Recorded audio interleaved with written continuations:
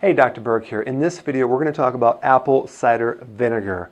What are the benefits? What are the myths? First of all, here's the myth that apple cider vinegar contains a lot of nutrients. It really does not. It doesn't have a lot of vitamin A. It doesn't have a lot of vitamin C. It doesn't have a lot of minerals. What it does have is something even more important. In fact, the real reason why apple cider vinegar works for so many conditions has to do with this one thing it has called acetic acid. That's an acid. And the reason why it works is, and this might go against a lot of philosophies out there, is that the body, most bodies that I check in my office over many, many years, are way too alkaline. Now I know that goes against maybe what you've heard, that everyone's too acid, but that's not true. You really have to, when you talk about pH, you really have to understand that every part of your body has a different pH. So if someone says, oh yeah, you're too acid, well, what pH are you talking about? The urine? Are you talking about the saliva? The real true indicator of pH for a body should be in the blood, but it's very difficult to test that because as soon as you take the blood out of the body, it alkalizes or it oxidizes and it can change the pH right away. So you have to, it's very expensive to determine that. So you have to go by symptoms. And so if you ever wanted to really know, just look up in, I don't know, Google it, all the conditions for too acid, called acidosis, and look up for the conditions of alkalosis and all those symptoms. And you'll be able to see which ones you have, and you can determine based on those two factors. So what we're talking about is the blood pH here. Most people have a blood pH which is excessively alkaline. And yes, it's true that your blood should be slightly alkaline, but in this situation it becomes even too alkaline. Okay? And that's why apple cider vinegar works so well, because it changes. If you change the pH of your body just a slight bit, you can create huge effects because the pH is so important in transporting minerals and allowing enzymes to work, to stimulating the thyroid, to increasing metabolism, all these things. So let's just take a deeper look at this one acid, acetic acid. The pH of acetic acid is very acidic. It's 2.5. That's like almost like stomach acid pH. It's way down there. So it's really good for the stomach. People take it for heartburn.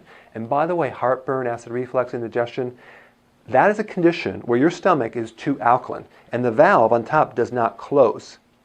And I know people say it's too much acid. No, it's not. In fact, if you have acid reflux or heartburn, just take some apple cider vinegar and see how much better you feel. I mean, you'll feel wonderful because the valve will start closing on the top and the acid won't start regurgitating up through that valve. So it's good for GERD, acid reflux, indigestion. Okay? And as you age, especially over the age of 50, 60, 70, your pH in your stomach starts going lower, it goes higher and higher and higher. So it becomes more and more alkaline.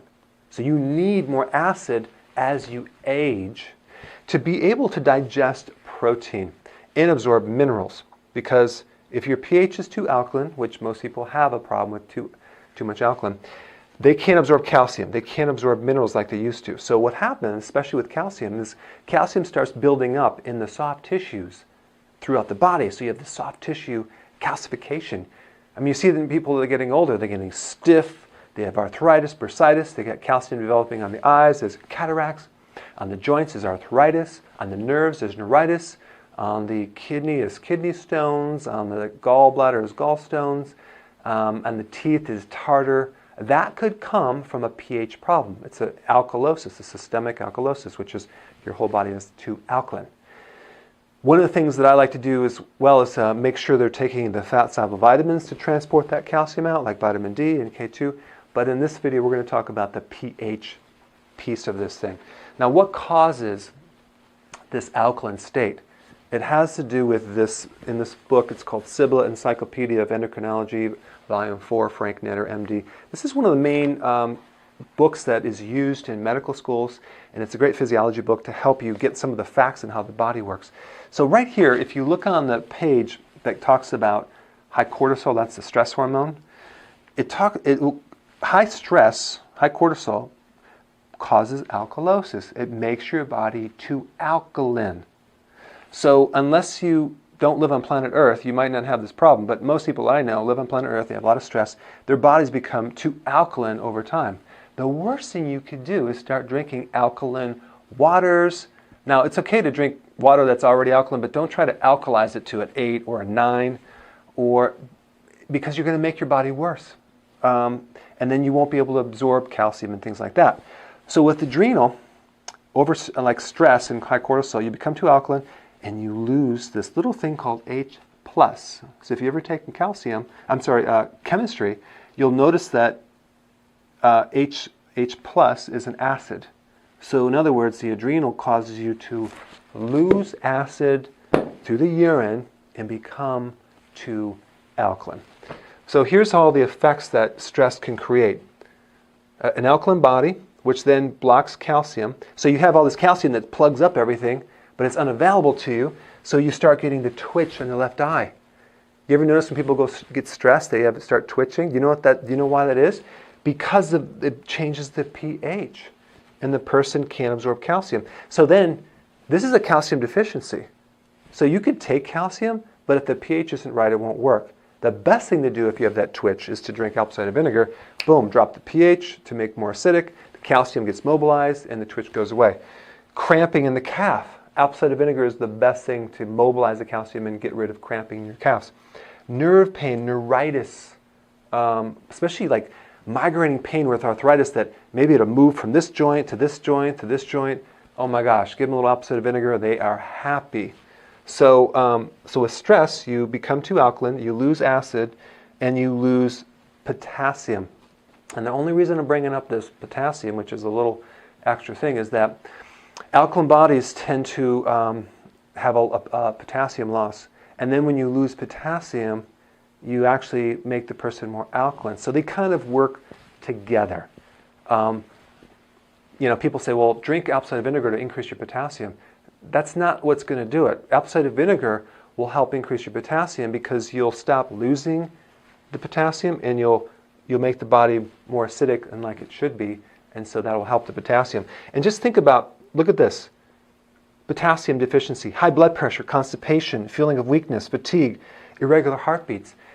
When you hear these claims about apple cider vinegar curing all these different things, high blood pressure, constipation, weakness, irregular heartbeats, it's because of the retention of the potassium, because the chain reaction that occurs after getting the pH in the correct level.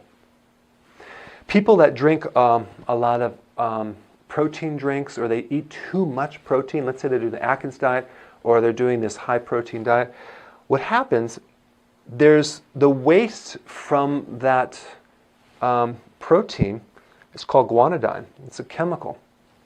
Very, very, very, very, very alkaline. Okay? And so that can cause twitching, nerve pain, and a lot of arthritis. Okay? Even when you do like the ketosis diet and you're doing more protein, you may feel stiff, you might feel more arthritic. Drink some apple cider vinegar. It flushes this thing out so nicely. So apple cider vinegar is the antidote to the residue of high protein, or too much protein for your liver and your body. So it's a really good cleanser. So this acid, apple cider vinegar, helps absorb minerals, helps mobilize calcium, helps you digest protein better without the waste. It helps the immune system, and that's the last thing I want to talk about. You've heard that people will take like vitamin C for a cold, right? Or for a virus infection.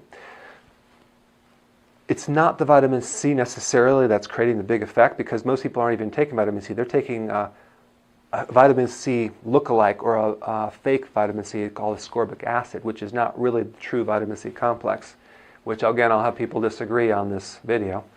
Because you can make synthetic vitamin C from ascorbic acid and cornstarch.